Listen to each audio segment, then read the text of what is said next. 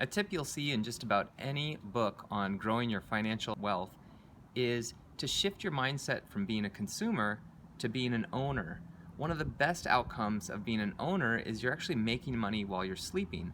For instance, if you own a second home or you own a first home that you rent out to other people, they're paying that rent whether you're awake or whether you're asleep, whether you're paying attention, whether you're not.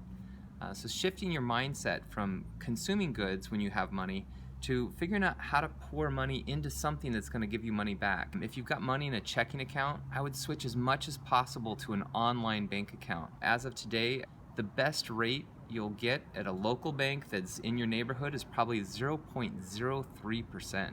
Just abysmal. And I encourage you to go check your local bank.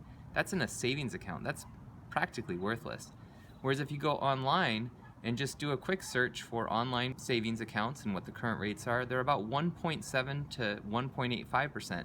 That doesn't sound like a lot, but that's over 5,000% better than the 0.03%.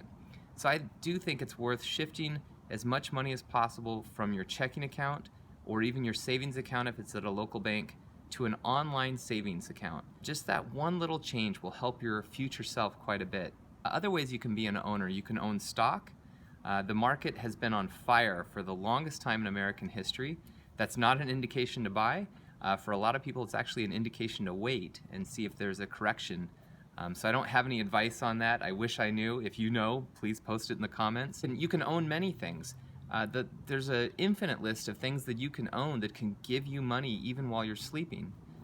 So it's not just stock, bonds, savings account, Treasury Bills. It's things like if you have a spare bedroom, you can list that on Airbnb and boom, you've got some money coming in every now and then. The nice thing about Airbnb, I'm not a sponsor for them. I don't have any connection to them at all, but I've used them in the past to make a little bit of money. When you go on vacation, you can Airbnb out your house while you're gone and it'll pay for your vacation.